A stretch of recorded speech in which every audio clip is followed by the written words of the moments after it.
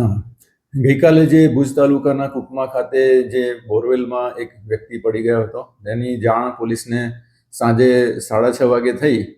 એટલે પોલીસે તાત્કાલિક અગાઉ જે આવો બનાવ બનેલો હતો એના આધારે એમની પાસે બોરવેલના ઓપરેટરના અને સ્થાનિક પ્રશાસનના બધા નંબરો હતા. એટલે પોલીસે તાત્કાલિક બોરવેલના ઓપરેટરને એ જગ્યાએ મોકલ્યા અને પોતે પણ ત્યાં પહોંચી ગયા.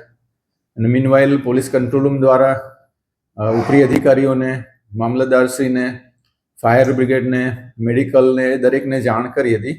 અને બહુ જ ત્વરાથી ત્યાં પહોંચી ગયા બધા. અને જે જગ્યાએ વાડી હતી ત્યાં જોયું તો એક બોરવેલમાં એક વ્યક્તિ પડ્યો હતો, ત્યાં અવાજ પણ એનો આવતો હતો. એટલે બહુ જ જલ્દીથી ઓક્સિજન સપ્લાય મેળવીને પછી એને ઓક્સિજન સપ્લાય આપવામાં આવ્યો. અને બોરવેલ ઓપરેટરની મદદથી એની ઊંડાઈ ચેક કરી તો લગભગ આશરે 140 ફૂટ જેવી ઊંડાઈ હતી. એટલે ઓક્સિજન સપ્લાય સાથે એને રેસ્ક્યુ કરવાની પ્રક્રિયા હાથ ધરવામાં આવી. એ જગ્યાને કોર્ડન કરી લીધી અને એસપી સાહેબ દ્વારા ફાયર જે આર્મી છે અત્યારેનું એના બ્રિગેડિયર સાહેબને પણ કોન્ટેક્ટ કરવામાં આવ્યો. અને બ્રિગેડિયર સાહેબ દ્વારા એમની જે આર્મીની રેસ્ક્યુ ટીમ છે ડિઝાસ્ટરની એને પણ મોકલી આપવામાં આવી. અને આ બધાના સહિયારા પ્રયાસથી તાત્કાલિક આ વ્યક્તિને બહાર કાઢવાનું પ્રોસિજર હાથ ધરવામાં આવી. અને એનડીઆરએફ કે એસડીઆરએફની મદદ વગર ફક્ત પોલીસ, આર્મીની જે ડિઝાસ્ટરની ટીમ છે અને સ્થાનિક પ્રશાસન અને ખાસ કરીને બોરવેલ ઓપરેટર, આ બધાના સહિયારા પ્રયાસથી રાત્રે 3 વાગે એ વ્યક્તિને બહાર કાઢવામાં આવેલા હતા. અને પછી એને તાત્કાલિક જીકે જનરલ હોસ્પિટલમાં લઈ ગયા એની સારવાર માટે. પણ ત્યાં દુર્ભાગ્યવશપૂર્ણ એને ત્યાં ડૉક્ટરે એને મૃત જાહેર કરેલો છે. બનાવનું કારણ સર શું? બનાવનું કારણ પ્રાથમિક તપાસમાં એ જાણવા મળ્યું છે.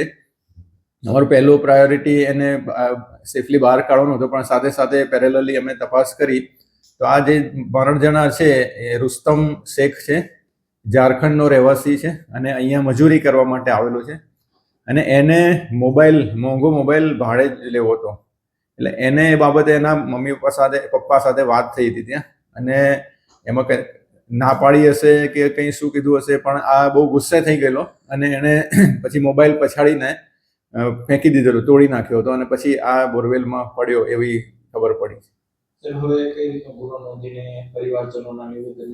હા, અકસ્માત મોતની નોંધ કરીને એની તપાસ હાથ ધરવામાં આવી છે.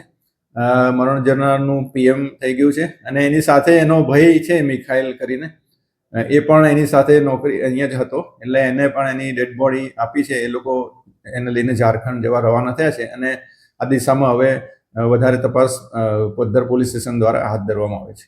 સર, ખેડૂત સંઘ તો ફરિયાદ દાખલ થશે. એમાં ત્રીજો બનાવ બનાવ્યો બોરવેલ સરકારનો પરિપત્ર છે કે બોરવેલ ખુલ્લા રાખવા નહીં. પ્રાથમિક દ્રષ્ટિએ એવું જાણવા મળ્યું છે કે બોરવેલની ઉપર પથ્થર મૂકેલો હતો અને પથ્થર હટાવીને એને અંદર ભાઈ પડ્યા છે. તો પણ ડિટેલમાં તપાસ થશે અને જો એમની કંઈ પણ એવી ગુનાહિત જણાઈ આવશે તો એમની વિરુદ્ધ પણ કાર્યવાહી થશે. સાહેબ, જે આવા બનાવમાં જે ગણતરીની મિનિટો હોય છે ખૂબ જ મહત્વની હોય છે બચાવવા માટે. ખાસ કરીને જે સ્થાનિક રેસ્ક્યુ ટીમ સિવાય એનડીઆરએફની ટીમો અહીંયા સ્થાનિક લેવલ કચ્છ જિલ્લો મોટો વિસ્તાર છે, અહીંયા મૂકવામાં આવે એ દિશામાં કાંઈ વહીવટી દ્વારા? હા, એ દિશામાં જરૂરી જે પણ કંઈ કાર્યવાહી કરવાની આવે એ ઉપલા સ્તરેથી કરવામાં આવશે અને આવતી જશે ને આવશે જ એવી અમને પૂરી ખાતરી છે. સાહેબ, બોરની પહોળાઈ પ્રમાણે અંદર જવું એ શક્ય છે? હા, એક વ્યક્તિ જઈ શકે એટલી બોરની પહોળાઈ હતી. એપ્રોક્સિમેટલી 1 ફૂટથી થોડુંક વધારે એની પહોળાઈ હતી. જમીનથી કેટલું ફૂટ ઊંચું હતું? જમીનથી એ જે બોરનું જે મોઢું હતું એ જમીનથી લગભગ 2.5 થી 3 ફૂટ જેટલું ઊંચું હતું. આખા ઓપરેશનને કેટલો સમય લાગે છે? જો ને 6:30 વાગે પહેલી પોલીસને જાણ થઈ ત્યારથી બધી પ્રોસિજર કરી અને એને 3 વાગે એને બહાર કાઢી શકી.